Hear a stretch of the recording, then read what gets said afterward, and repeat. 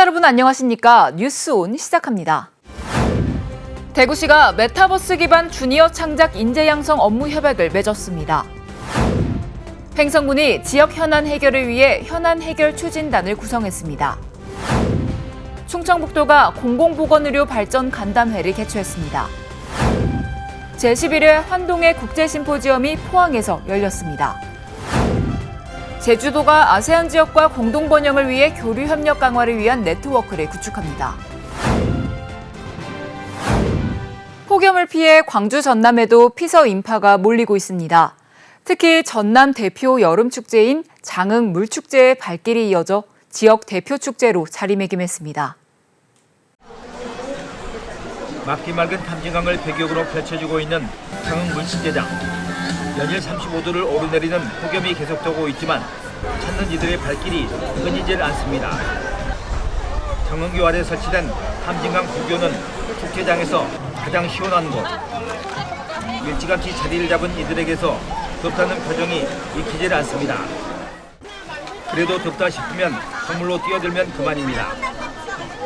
동생이랑 물속에서 같이 놀았어요. 물도 차지도 않고 정말 좋았어요. 매일 가장 좋은 시간에 열리는 세상 최대의 물싸움은 낮 축제의 하이라이트. 음악이 맞춰 춤을 추며 아무에게나 물총을 쏘아대지만 다들 신이 납니다. 호수물이 적셔주는 시원함에 온몸이 흠뻑 젖어도 개의치 않습니다. 너무 축제가 잘 된 것 같아서 너무 다음에 또 오고 싶어요. 이어지는 대양 장어잡이와 해질녘에 시작하는 워터락 풀파티는 열대야까지 있게 해줍니다. 음악과 그리고 물과 함께 어우러지는 신나게 즐겁게 놀 수 있는 프로그램이 있는데, 만약에 이 세 프로그램을 참여하고 하면 올 여름 축제는 가장 많이 보냈다, 잘 보냈다.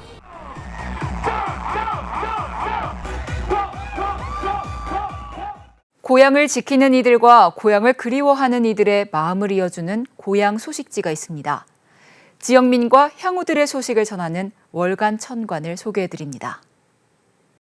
월간 천관은 전라남도 장흥군 대덕 회진 출신들이 발행하는 고향 소식지로 대덕 회진 지역민과 출향 향후, 해외에 거주하는 향후들까지 이어주는 가교 역할을 하고 있습니다. 1981년 10월 창간 이후 40여 년 동안 매달 약 4,500부를 발행하고 있으며 고향 소식과 천관 문예, 향후 동정, 사진 등을 통해 향후들의 소식을 전하고 있습니다. 특히 문학과 사진 등의 재능이 있는 대덕 회진 출신 향후들의 작품을 모아 월간 천관에 실어 발행합니다. 월간 천관 발행을 위해서는 매월 약 400만 원의 비용이 소요되며 이는 향후들의 후원으로 기금을 조성해 운영하고 있습니다. 또한 국내외 발송 작업은 향후들의 자원봉사로 이뤄지고 있습니다. 아울러 월간 천관은 천관 문화 장학회, 천관 가족축제 등을 주최하며 지역민과 향후들의 구심점 역할을 하고 있습니다. 현재까지 약 450여 명의 장학생이 천관 문화장학회에 도움을 받았으며 올해로 36회를 맞이한 천관 가족축제에는 많은 향후들이 함께할 예정입니다. 한편 월간 천관은 고향을 사랑하는 마음을 바탕으로 고향 발전을 모색하고 나아가 향토 역사와 문화를 발굴해 계승하고 있습니다. 수도권 소식입니다. 광명시가 박승원 광명시장과 시의원, 학부모 등이 참석한 가운데 32번째 국공립 어린이집 개원식을 개최했습니다. 시립 킨더레일 광명역 어린이집은 광명 종합터미널 내 보육실 7개소, 야외 놀이터 등을 갖췄습니다.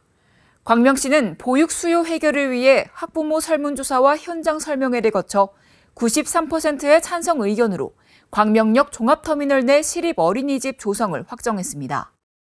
이어 터미널 내 유휴 공간을 무상으로 제공받아 6억 8천만 원의 예산을 들여 어린이집을 설치했습니다. 박승원 광명시장은 국가철도공단과 광명역 복합터미널 주식회사에서 장소를 제공해 개소가 가능했다며 아이들이 건강하고 즐겁게 지낼 수 있도록 안전하게 어린이집을 운영하겠다고 말했습니다. 한편 광명시는 올해 12월 광명 푸르지오 포레나 단지의 시립 어린이집을 개원하는 등 공공보육을 지속적으로 강화할 계획입니다. 이어서 광역시 소식입니다. 대구시가 메타버스 기반 주니어 창작 인재 양성 업무 협약을 맺고 지역 초중등학교 학생을 대상으로 메타버스 체험 및 창작 교육을 실시했습니다. 대구시가 지난 31일 대구 경북 디자인센터에서 메타버스 기반 주니어 창작 인재 양성 업무 협약을 맺고 지역 초중등학교 학생을 대상으로 메타버스 체험 및 창작 교육을 실시했습니다. 시는 지난해 과기부 주관 동북권 메타버스 허브에 선정돼 동대구 벤처밸리의 대구 메타버스 허브센터를 구축했고 지역 메타버스 기업 지원과 컨설팅, 메타버스 아카데미 등을 추진하고 있습니다. 이번 메타버스 미래인재 양성교육은 메타버스 아카데미 강사진을 활용해 지역 초중등학교 4개 교를 대상으로 이뤄졌고 올해 2학기부터 메타버스 체험과 창작교육, 진로 탐색 등을 진행합니다. 주요 교육과정은 블록 코딩으로 가상현실 게임 만들기, 창의력을 기르는 자기주도 레드브릭 코딩 교육, 3D 오브젝트 제작 및 제페토 연동 크리에이터 교육 등입니다. 대구시 중앙도서관이 국채보상운동 기념도서관이라는 새로운 이름으로 재개관했습니다. 노후화된 중앙도서관이 지난 7월 31일 국채보상운동 기념도서관으로 재개관했습니다. 시는 지난 2021년 9월부터 2023년 3월까지 사업비 199억 원을 들여 지상 4층, 연면적 1164제곱미터 규모의 중앙도서관 리모델링 시설 공사를 추진했습니다. 새롭게 개관한 국채보상운동 기념도서관은 도서관과 전시관이 어우러진 복합 문화공간으로 1, 2층은 국채보상운동 기록물과 전시를 관람할 수 있는 기록 전시관으로 조성했습니다. 3, 4층은 독서와 함께 휴식을 취할 수 있는 도서관으로 구성했고 특히 교육과 토론, 체험 등을 위한 다양한 커뮤니티 공간도 배치했습니다. 운영 시간은 평일 오전 9시부터 오후 6시까지이며 3, 4층 도서관은 종전과 같이 오후 10시까지 연장 운영합니다. 대구시가 초저출생 극복을 위해 다자녀 가정과 난임 부부에 대한 지원을 확대합니다. 지난해 대구시 출생아 수는 1139명으로 최근 10년간 절반 수준으로 감소했고 전년도 합계 출산율은 0.76명으로 전국 평균에 못 미치는 것으로 나타났습니다. 이에 따라 시는 다자녀 가정과 난임 부부 지원을 위해 다자녀 가정의 기준을 3자녀에서 2자녀 이상으로 변경하고 기존 3자녀 이상 가정에만 주어지던 혜택을 2자녀 이상 양육 가정까지 확대합니다. 또 난임 진단에서 시술까지 전 범위를 지원하는 난임 부부 지원 바우처 발급으로 비용 부담을 덜게 할 계획입니다. 한편 대구시는 올 하반기 관련 조례를 개정하고 중앙부처와 전문가 협의 등 사전 준비 절차를 거쳐 2024년 본격 시행할 예정입니다. 계속해서 강원도 소식입니다. 횡성군이 지역 현안의 조속한 해결을 위해 횡성군 현안 해결 추진단을 구성하고 본격 운영에 들어갔습니다. 횡성군 현안해결 추진단은 부군수 및 현안 부서장으로 구성돼 현안별 동향 파악, 추진 상황 점검, 문제점 파악 및 대책 마련 등 대응 방안을 적극 모색합니다. 또한 현안별 추진 상황을 공유하고 해결 방안을 강구하기 위해 유관기관과의 협업을 모색하고 군민과의 유기적인 소통체계 구축을 위해 노력해 나갈 계획입니다. 한편 1차 회의는 7월 27일 부군수실에서 열렸으며 강원권 국립보구원 부지 선정, 횡성 송전탑 백지화, 군용기 소음 피해 등의 현안을 논의했습니다. 위례 신도시에서 운영 중인 횡성군 농축산물 판매장 개장 2주년을 맞아 특판 행사가 진행됐습니다. 이번 행사는 7월 18일부터 28일까지 11일간 열렸으며 횡성한우를 최대 30%까지 할인 판매하고 옥수수, 감자 등 제철 농산물들을 10%에서 20% 할인된 가격으로 판매해 매출액이 평소 대비 3배가량 늘어나는 성과를 거뒀습니다. 횡성군 농축산물 판매장은 2021년 7월 위례 신도시에 개설됐으며 지역의 농산물을 농가에서 직접 출하해 수도권 소비자들과 직거래할 수 있는 로컬 매장입니다. 횡성군 농특산물과 농산 가공품 등을 고루 갖춰 관내 농가 및 가공업체들의 실질적인 소득 증가에 기여하고 있으며 수도권 소비자들에게 좋은 호응을 얻고 있어 횡성 농특산물 브랜드 이미지 제고에 큰 역할을 하고 있습니다. 횡성군 도민감사관 운영회의가 군청 소회의실에서 개최됐습니다. 강원도민감사관은 지난 6월 11일 강원특별자치도 출범과 함께 임기를 시작해 2025년 6월 10일까지 2년간 활동하게 됩니다. 도민감사관은 군정 감시 기능을 강화하고 군정 참여기회를 확대하기 위해 1996년부터 운영하고 있으며 현재 읍면별 1명이 도민감사관으로 위촉돼 제도 개선, 주민 불편 사항, 집단 민원 등을 제보하거나 중재 역할을 하고 있습니다. 임기 첫 회의인 이번 운영회의에서는 위촉장 수여를 시작으로 도민감사관의 역할 설명, 군정 발전 방안 등에 대한 논의가 이뤄졌습니다. 이어서 충청도 소식입니다. 최근 내린 집중호우로 충북 지역의 농작물 피해와 가축 폐사가 잇따르고 있습니다. 충북도에 따르면 집중호우가 시작된 지난 13일부터 현재까지 집계된 농작물 피해는 3,000헥타르가 넘는 것으로 나타났습니다. 또한 가축 폐사는 20만 마리 이상으로 집계됐습니다. 이러한 가운데 도는 농작물 배수 조치와 함께 폐사한 가축의 사체를 열처리하고 소독에 주력하고 있습니다. 도 관계자는 농작물이나 농업시설물에 대한 호우 피해 발생 현황을 지속 파악 중이라며 정밀 조사를 거쳐 수해를 입은 주민들을 위한 신속한 복구 작업을 벌일 것이라고 말했습니다. 충청북도가 공공보건의료 발전 간담회를 개최했습니다. 간담회 참석자들은 의사 부족 문제와 지역 간 의료 격차에 대해 공감했으며 이를 개선하기 위한 방안을 논의했습니다. 이 밖에 스마트한 응급의료 이송체계 구축과 보건소를 통한 예방기능 활성화, 공공의료 대응조직 확대 필요성 등에 대한 논의가 이뤄졌습니다. 참석자들은 향후 정기회의를 통해 지속적으로 충북도에 필요한 사항을 논의할 예정입니다. 계속해서 경상도 소식입니다. 반도체 디스플레이용 소재 제조기업인 SK스페셜티가 경북 영주에 5천억 원 투자해 공장 신증설에 나섭니다. 경상북도와 영주시, SK스페셜티가 28일 영주시청에서 신규 산업단지 조성 및 반도체 디스플레이용 소재 제조 공장 신증설 투자 양해각서를 체결했습니다. SK스페셜티는 2033년까지 현 공장 인근에 5천억 원을 투자하고 반도체 디스플레이용 소재 제조 신규 산업단지 14만 8,500제곱미터를 조성합니다. 투자가 완료되면 상시 고용 인력 200명을 채용하고 17만 평의 반도체 디스플레이용 소재 생산 기반을 구축하게 됩니다. 이철우 경북도지사는 SK스페셜티의 대규모 투자 결정에 박수를 보낸다며 경북뿐 아니라 세계 속의 스페셜한 기업으로 성장할 수 있도록 적극 지원하겠다고 약속했습니다. 포항시와 울릉군이 끈끈한 정을 바탕으로 우호 관계를 넘어 자매 도시가 됐습니다. 양 도시는 다양한 분야의 교류를 활성화하고 공동 발전을 위한 협력을 강화합니다. 포항시와 울릉군은 26일 활발한 교류 협력 및 공동 발전을 위한 자매 결연 협약식을 가지고 양 도시 간 상생 발전에 힘을 모으기로 했습니다.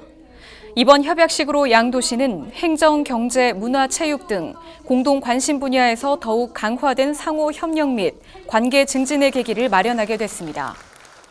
두 도시는 지난 2007년 6월 포항시 울릉군 공동발전 협약을 체결한 바 있으며 이후 어려움이 있을 때마다 서로 기꺼이 도움을 주고받았고 축제와 행사 개최 시 방문단을 파견하며 상생 관계를 이어오고 있었습니다. 이에 이번 자매 결연으로 포항시와 울릉군은 다양한 분야의 민간단체 교류를 활성화하는 동시에 양 도시 주민의 이익 증진과 삶의 질 향상을 위해 더욱 협력할 계획입니다. 포항시가 환동해권 네트워크를 기반으로 한 미래기술과 도시성장 전략을 모색했습니다. 제11회 환동해 국제심포지엄이 열렸는데요. 급변하는 국제 정세와 경제 흐름 속 포항시는 신북방 경제협력 체계 확대로 새로운 성장 기회를 마련합니다.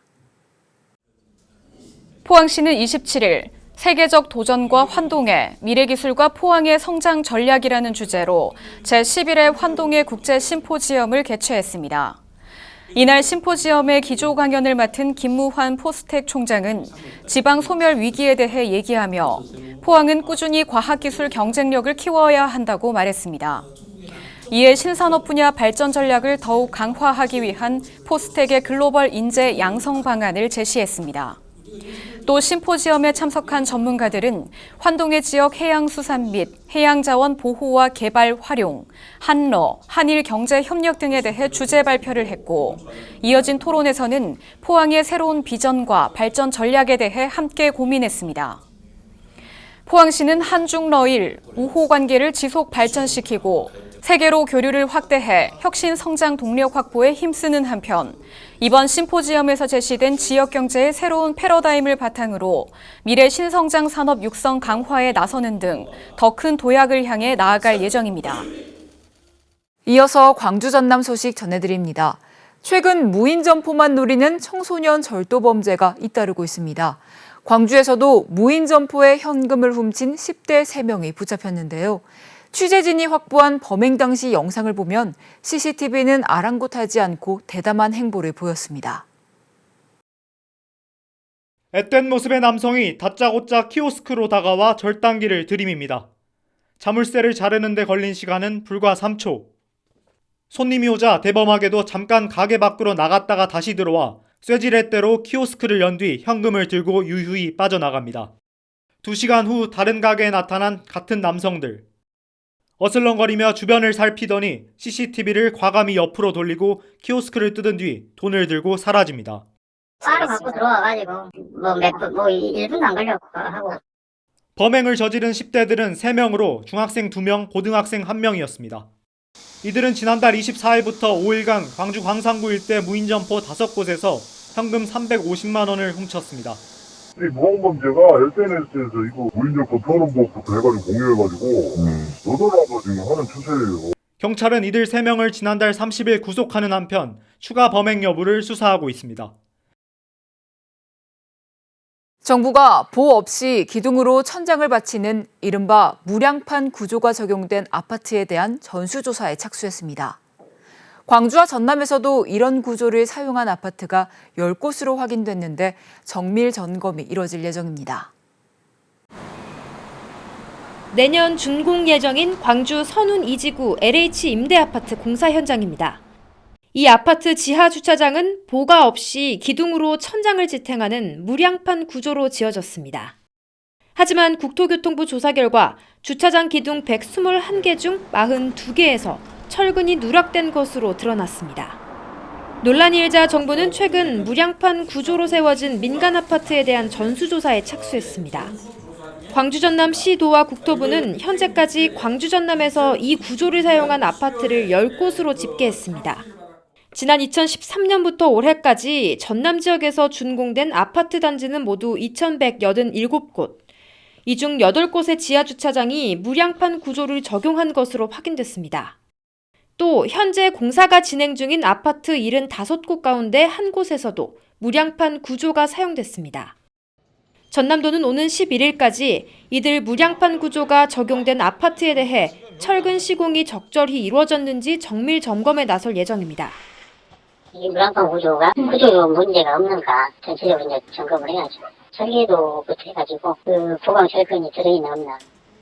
광주에서는 지난 2017년부터 현재까지 준공됐거나 공사가 진행 중인 아파트 가운데 선운지구 LH 한 곳에서만 무량판 구조가 적용됐습니다. 붕괴 사고가 났던 화정 아이파크도 무량판 구조를 사용했는데 현재 철거 공사가 진행 중이어서 조사 대상에서는 제외됐습니다. 광주시는 정밀한 조사를 위해 대상을 2013년부터 2016년에 준공된 민간 아파트로까지 확대할 예정입니다. 5.18 민주화운동 관련자들에 대한 보상 신청이 8년 만에 재개됐습니다. 계엄군 성폭력 피해자들도 5.18 이후 40여 년 만에 처음으로 피해자로 인정받게 됐지만 피해에 대한 명확한 기준이 제시되지 않아 또 다른 상처를 주진 않을지 우려의 목소리가 커지고 있습니다. 지난 5월 KBC와의 인터뷰에서 80년 5월 당시의 상처를 처음으로 털어놓은 김수현 씨. 그동안 5.18 민주화 운동이라면 들으려고도 알려고도 하지 않았지만 올해는 다릅니다. 5.18 성폭력 피해자로 인정받을 길이 처음으로 열렸기 때문입니다. 수거세도로 진실을 알고 싶어서 간당했을 것 같아요. 거기 들어가면 피해자가 되는 수사위원회에서 그러더라고요. 도수인 기하여. 5.18 보상법 개정으로 계엄군 성폭력 피해자와 해직 언론인이 보상받을 수 있는 길이 열렸습니다. 지난달부터 광주광역시에서 보상 신청을 받고 있는데 지난 1일 기준 모두 98건이 접수됐습니다. 이 중 3건은 성폭력 피해자입니다. 청구서를 만들었어요. 사무실을 하나 확보했어요. 예, 별도 공간에. 우려의 목소리도 제기됩니다. 개정된 보상법 시행령에는 피해 보상에 대한 명확한 기준과 근거가 제시되어 있지 않아서입니다. 보상지원위원회나 보상심의위원회도 아직 꾸려지지 않았습니다. 여러 가지 모호한 문제들 그걸 처리하기 위해서 위원회 구성을 서둘러서 해야 된다. 법과 시행령에는 기준이 뭐다라는 것이 명쾌하게 정의되어 있지 않아요. 보상 신청 이후 심의가 끝날 때까지 40여 년간 홀로 품어왔던 상처를 계속해서 증명해야 하는 2차 가해 상황이 반복될 수도 있습니다. 5.18 진상규명조사위원회에서 성폭력 피해자로 인정을 받더라도 구속력이 없어 심사에 도움이 될지도 장담할 수 없습니다. 때문에 조사위 내부에서는 보상위원회를 꾸릴 때 성인지 감수성에 있는 구성원이 필요하다는 이야기도 나옵니다. 43년간 곪아온 성폭력 피해자의 상처가 보듬어질 수 있도록 실질적인 조치가 필요해 보입니다. 특별자치도 소식입니다. 제주도가 아세안 지역과 공동 번영을 위해 제주의 탄소 중립 비전을 공유하고 교류 협력 강화를 위한 네트워크를 구축합니다. 오영훈 제주도지사가 1일 인도네시아 자카르타에서 열린 2023 아세안 시장 포럼에 참석해 제주의 아세안 플러스 알파 정책을 소개했습니다. 아세안 시장 포럼은 아세안 지역 내 협력 증진 및 역량 강화를 논의하기 위한 고위급 국제회의로 2011년 출범 후 매년 개최되고 있습니다. 포용적 경제성장 세션에서 발표자로 나선 오영훈 제주도지사는 제주의 그린 수소 글로벌 허브 구축 비전을 소개하고 아세안의 공동 번영을 위해 기후위기에 공동 대응해야 한다고 강조했습니다. 오영훈 지사는 제주는 100% 신재생 에너지로 전환하는 진정한 탄소 중립 도시로 나아가고 있다며 제주만의 경험과 성과를 아세안과 공유해 공동 번영을 이끌겠다고 밝혔습니다. 조코 위도도 인도네시아 대통령은 에너지 전환, 그린, 미래를 위한 대전환이 가속화되고 있다며 에너지 전환은 아세안 경제에서 중요한 역할을 할 것이라고 설명했습니다. 제주도가 아세안 플러스 알파 정책 추진을 위해 자카르타, 방콕 등과 항공기 직항 노선 운항 등 교류 협력 강화 방안을 논의했습니다.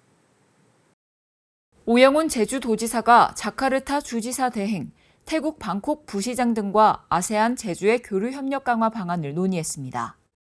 특히 자카르타 주지사 대행을 만나 제주의 아세안 플러스 알파 정책을 소개하고 항공기 직항 노선 개설을 요청했습니다. 이어 방콕 부시장과 상호교류 협력을 위한 협약 체결을 논의하고 제주 방콕 직항 노선 재개를 건의했습니다. 오영훈 지사는 양 도시가 이른 시일 내에 협약을 체결하고 활발한 교류가 이뤄지길 바란다며 제주와 방콕을 잇는 하늘길이 열린다면 교류에 도움이 될 것이라고 말했습니다. 아울러 제주가 아세안 지역과 더욱 돈독한 관계로 발전해 나갈 수 있도록 주 아세안 한국 대표부가 힘을 실어주길 바란다고 강조했습니다. 노년기에는 딱히 이유가 없이도 우울한 경우가 많습니다. 노년기 우울증에 걸리면 초기에는 특별한 감정 변화 없이 잠이 오지 않고 입맛이 없어지는데요. 두통이나 복통, 소화불량 등의 신체적 증상으로도 나타납니다. 노년기 우울증 예방을 위해서는 규칙적인 생활과 균형 잡힌 식습관을 유지하고 운동을 통해 스트레스를 해소해야 합니다. 또 가족들의 세심한 관심도 필요하다는 점 기억하시기 바랍니다. 뉴스 마칩니다. 함께해 주신 여러분 고맙습니다.